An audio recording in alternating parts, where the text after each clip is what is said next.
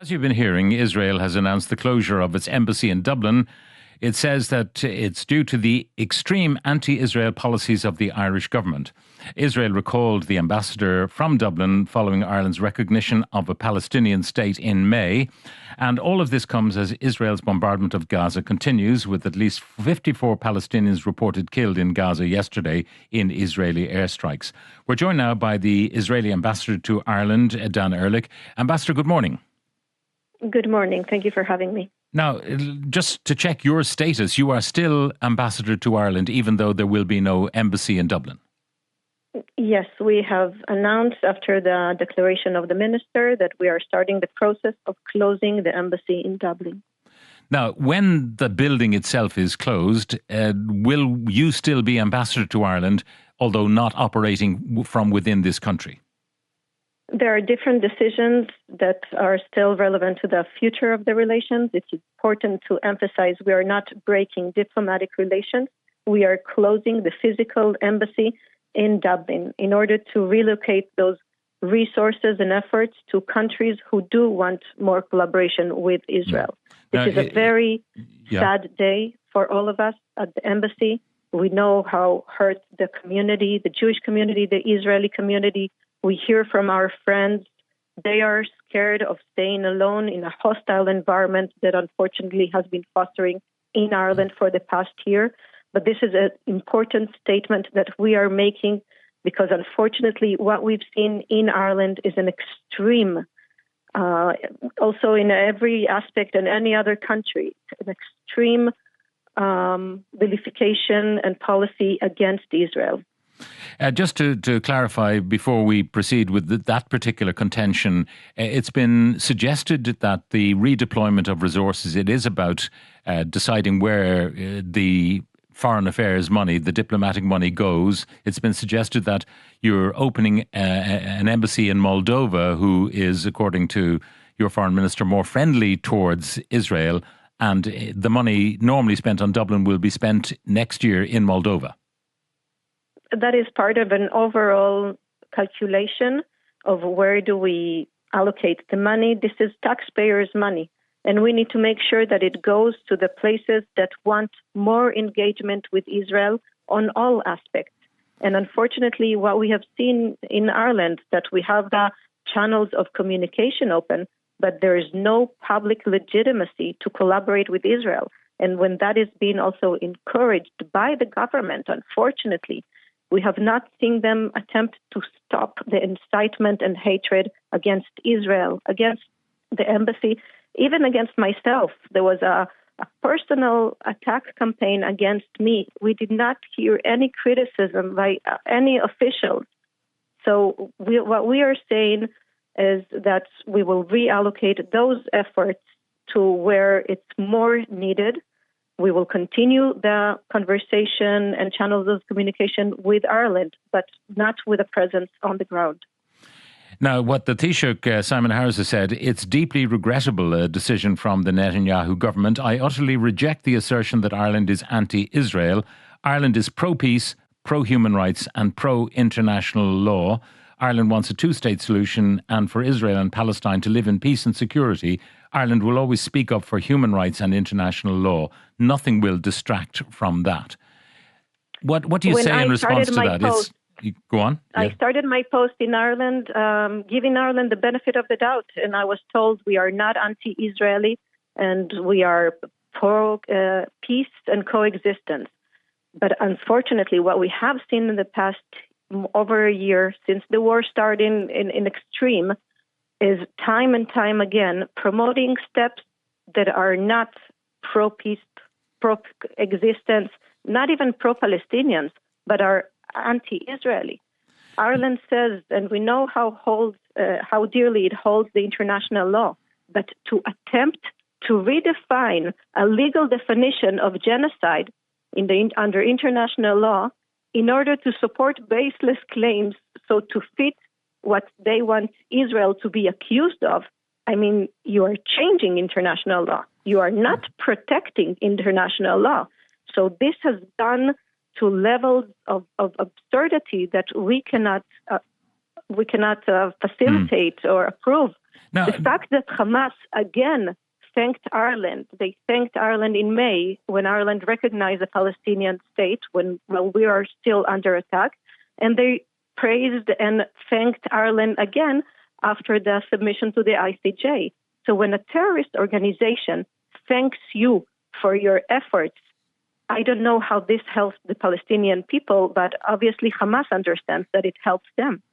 But, I mean, they would use that particular gesture for propaganda purposes, even though they would maybe deliberately mistake Ireland's condemnation of certain acts by Israel as support for them. The two... But all of this absurd case by South Africa is a propaganda. It's an abuse of the international legal system. As in a country, as Ireland holds the international law so dearly, we were surprised to see that they are joining this abuse of the international system. And again, we see time and time again that this is not about pro-existence or pro-peace.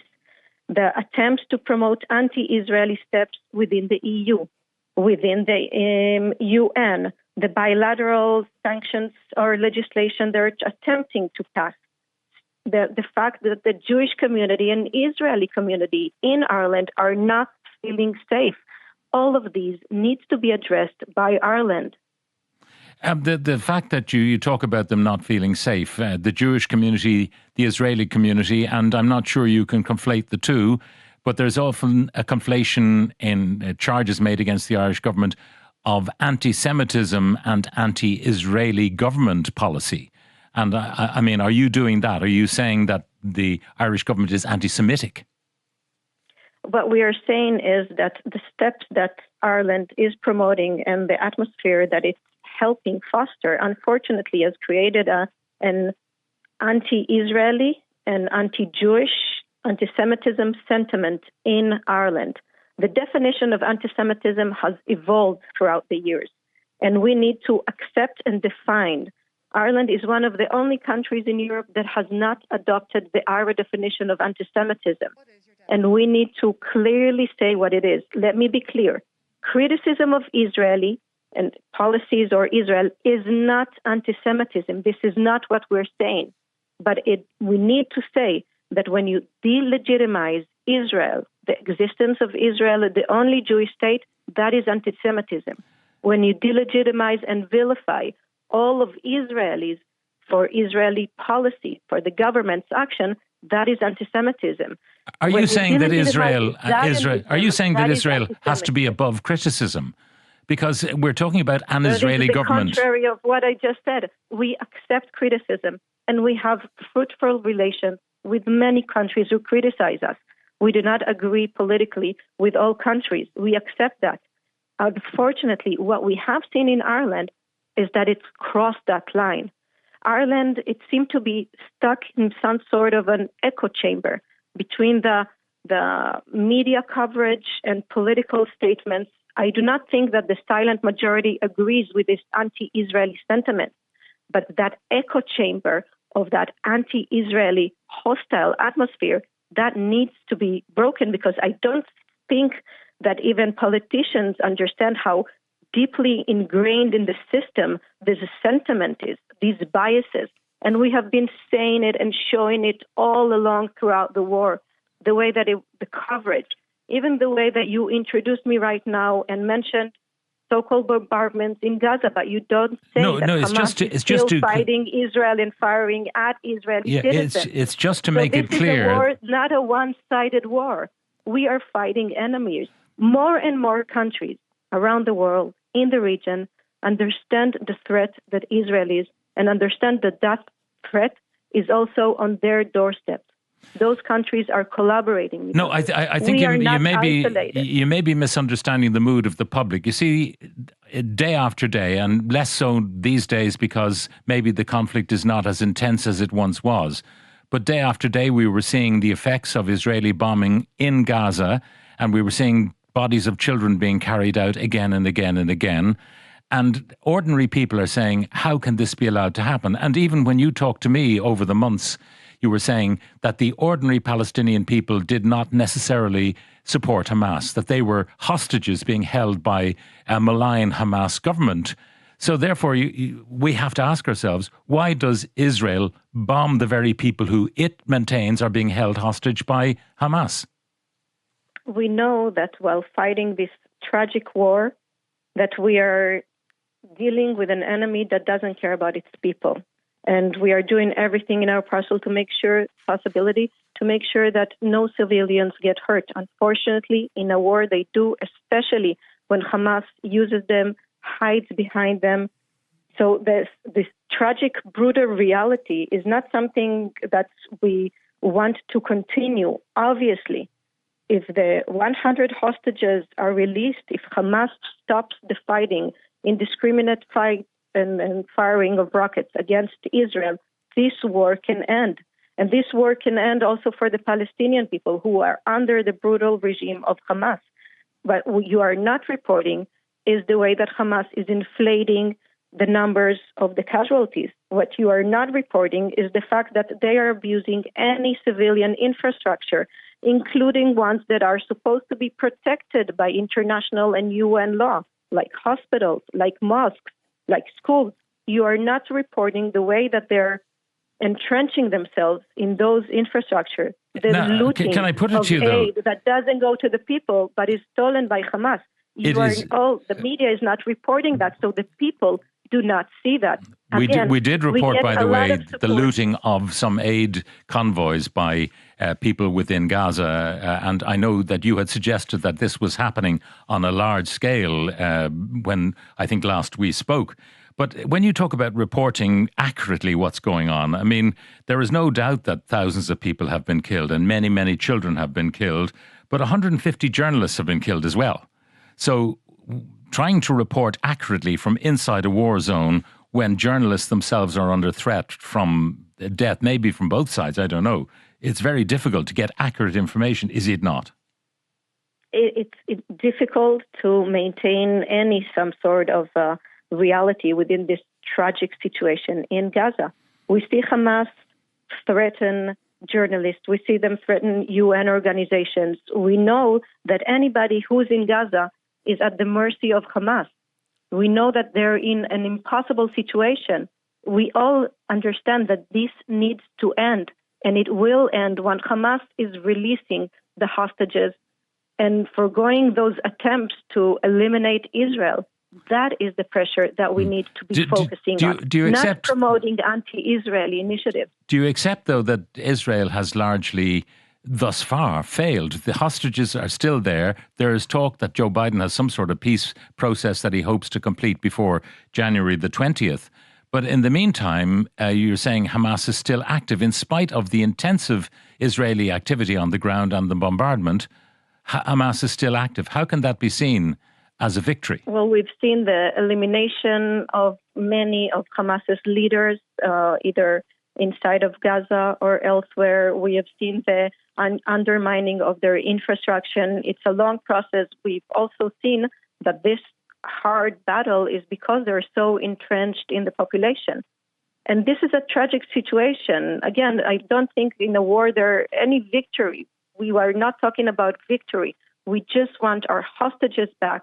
We want to make sure that we are safe, that there is coexistence. But in order to have coexistence, you cannot be living next door to a genocidal terror organization recognized by the UN and EU as a terrorist organization and just forego any attempts to defend your citizens and your population. I mean, again, is it not again clearly? Is it not a pipe? Is it not a pipe dream to think you can end up with a peaceful coexistence with those people who were either in Hamas or in Hezbollah, many of whom lost their lives, and leave behind them children who, in turn, will probably grow up with a hatred of Israel for what they did to their families? There's another generation of hostility coming. Most of the Irish statements call us to promote peace. So if you're saying also that is not acceptable. No, what I'm saying is that we have shown in the past that when there is a viable partner, we will promote peace. We have shown it with Jordan, with Egypt, with the different countries of the Abraham Accords. So when there is a viable partner, we will do that. In the Oslo process, we have agreed to painful reconciliations, the same that Ireland did in the past.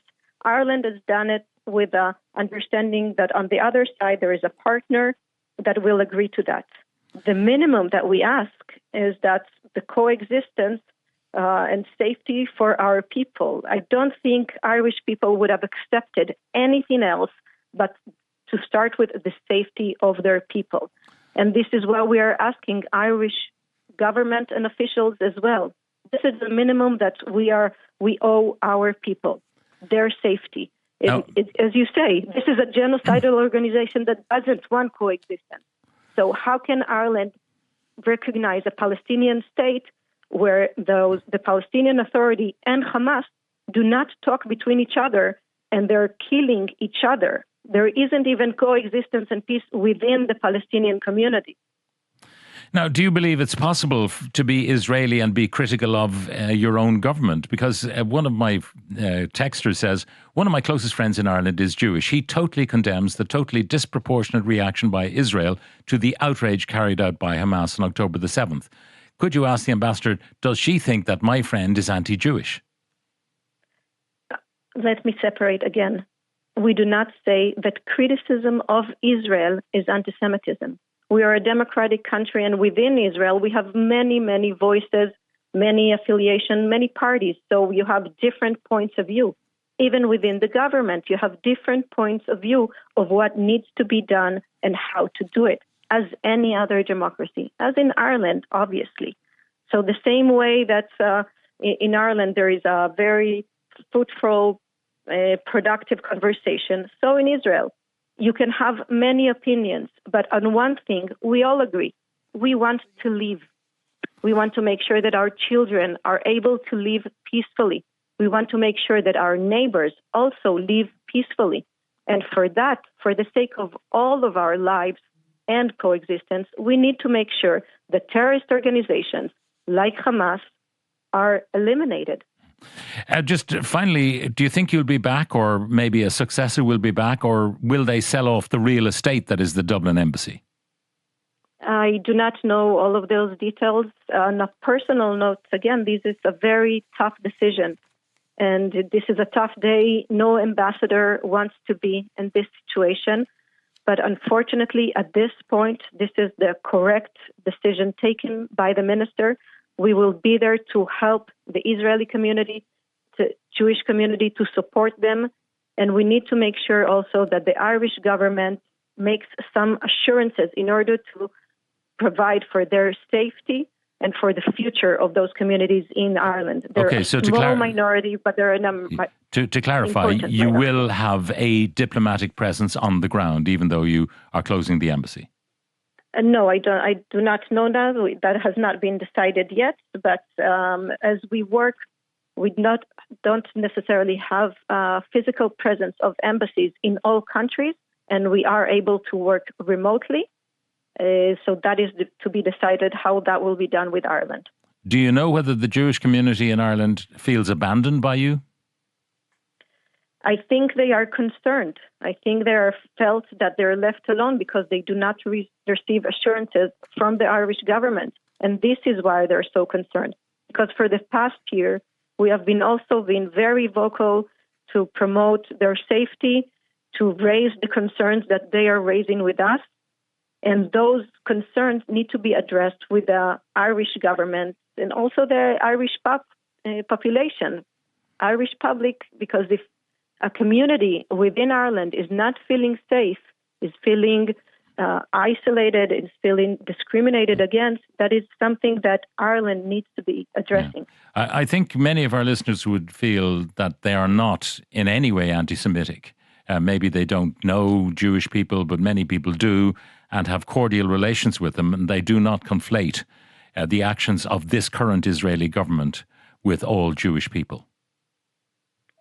I agree that most of the people in Ireland are not anti-Israeli, anti-Semitic, or hostile towards Israel. I do think that in the current atmosphere, public atmosphere, that what we hear in the media, what we hear from politicians is an echo chamber that doesn't necessarily represent most Irish population. And this is not a break of relations, of diplomatic relations or people-to-people relations. But right now, what we have seen systematically by the Irish government, by Irish politicians, are the promotions of incitement and hate towards Israel through different initiatives, legislation, and statements. Finally, I should ask you about the Occupied Territories Bill. Is that the principal preoccupation of the Israeli government now, that if that is passed in the Irish Parliament, that it gets traction across Europe and therefore would have severe implications for people who have, Israelis who have settled in the West Bank? I will need to see how and if it will be promoted in Ireland. We know that many other countries are also following this with concern, because this legislation will have an impact not just about Irish citizens, but any U.S. collaboration in Ireland, because they do not promote any legislation for BDS movement, that is the boycott, divestment, and sanctions movement against Israel. So the impact of U.S. economy within Ireland is something that needs to be addressed. And again, what we've seen is steps that Ireland is trying to take or attempting to promote other countries in taking that have an impact on Ireland, on Irish taxpayers' money within Ireland, and are not helping Palestinians, are not helping coexistence. This is not about peace. This is about isolating and indiscriminate attack against Israelis and Israeli targets. So therefore, if this Occupied Territories Bill, which you are so concerned about, I mean, is the closure of the embassy all about that, and to prevent, maybe to project a chilling effect onto the Irish government about American investment? The step that the minister has announced is because of the accumulation of steps that we've seen, initiatives by the Irish government. It's one on top of the other in a very systematic way. We also saw that there are not a lot of countries who hold this extreme view that Ireland is representing. Even within the EU, Ireland is considered extreme with its obsession, for lack of another word, against Israel. For a year, Ireland is saying that Israel is isolated. But what we have seen is that we continue to collaborate with allies, with countries in the region, with other countries internationally who understand the threat that we are under and understand that this is a shared battle that we are all fighting. What we've seen is that Ireland is isolating itself from other countries, and it's one or a small group of countries, but this obsession we have not seen in any other country so far. Dana Ehrlich, Israeli ambassador to Ireland, thank you very much for joining us on the programme.